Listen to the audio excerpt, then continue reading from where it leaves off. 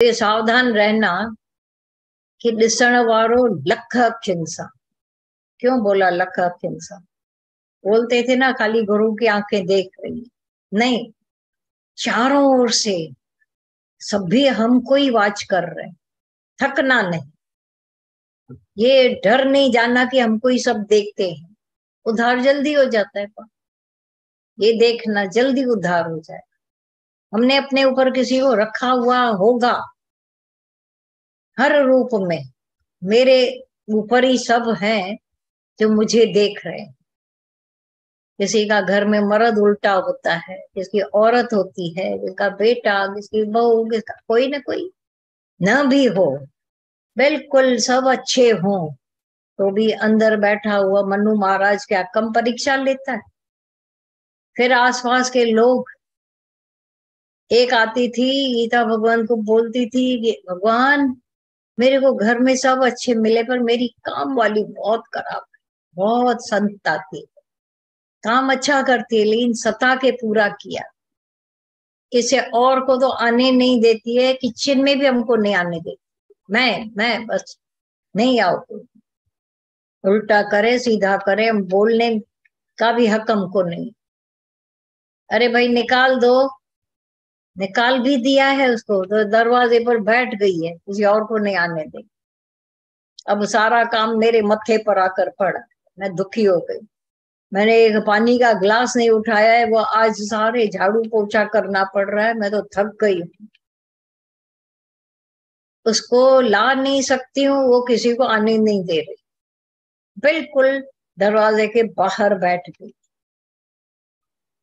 ऐसा होता है क्योंकि साधारण हमने बोल देते हैं कि किसी को और को बुला लो, पर नहीं, कभी कभी आपकी नहीं चलती।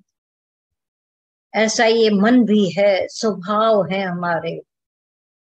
कुछ ऐसा ही कर दिया होगा, बोल दिया होगा जो उसने सताया होगा, फिर से रखना पड़ेगा लाचार होकर, डबल उस पे करके रखना पड़ेगा उसी को।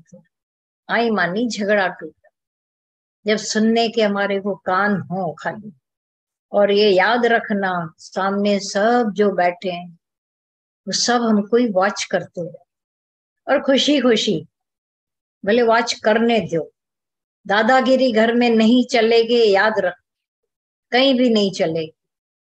पता नहीं कब तक किसकी चल जाती है, दबा दबा कर सबको चुप करा देते हो, पर एक दिन जब बम फटता है तो आप खुद उसमें आ जाते। क्योंकि जो जिन पर हमारे जुल्म होते रहते हैं वो अंदर ही अंदर सुलग के पावर वाले हो जाए। ऐसा मौका कभी नहीं आने देना। हिंदुस्तानियों को दबाया दबाया दबाया अंग्रेजों ने, ब्लास्ट हुआ।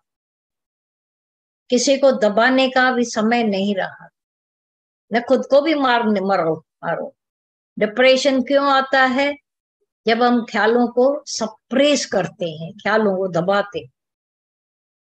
अगर मेरे जुल्म की वजह से सामने कोई सप्रेस करते रहते हैं, सप्रेस, आप खुश तो देखो मुंह नहीं खोल रहे मेरे सामने, किसी और की सामने जब खोलेंगे आपकी हालत हो जाएगी।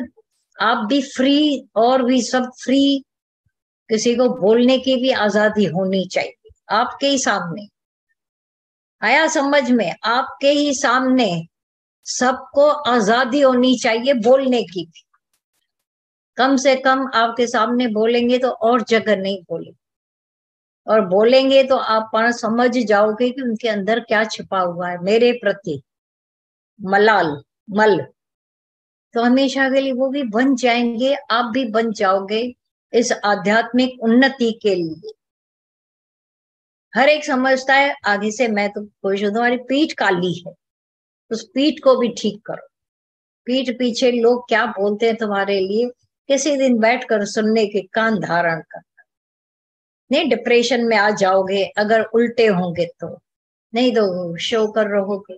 प्रशंसा सुनने की बीमारी हो गई है शायद, वाहवाही सुनने की, इसलिए अपनी बुराई भी सुनना मंजूर नहीं। लेकिन जिस दिन हम ये भी मान लेते हैं, स्वीकार कर लेते हैं कि शरीर हमारे सबके विकारी हैं, मन भी विकारी है, तो कौन सी हालत राइट हो सकती। यहाँ आए हैं उन्नति के लिए, अधूरा था ये जीवन, गुरु मिलने के बाद उसमें उन्नति हुई, अपलिफ्टिंग, चढ़ते जाएं। जहां से भी बात कोई करे, धीरज के कानों से सुनने की आदत, उबल नहीं पड़े। हाँ मेरा तो मैं नहीं, तुम्हारी मैं मारने वाली बहुत गंदी है मैं। आप खुद मैं निकालने के लिए आए थे, अज्ञान थके थे अपनी मैं से, अहंकार से, फिर मैं को रखें अपने पास बना के। क्यों चिढ़ आती है मैं की वजह से, दुखी होते हैं मैं की वजह से, बातें छिपाते अहंकार की वजह से। ये तो खुली पुस्तक है, जिंदगी एक खुली पुस्तक है। कोई भी भले आकर मेरी जीवन को देखे, परवाह ही नहीं रहे। आप जो भी सत्संग में आए हो, काफी काफी हद तक चढ़ाई हो गई है। बाकी का रहा खोया भी जब खत्म होता है तो ये परफेक्ट मनुष्य चोला हो जाता है, मनुष्य जीवन परफेक्ट हो जाता है।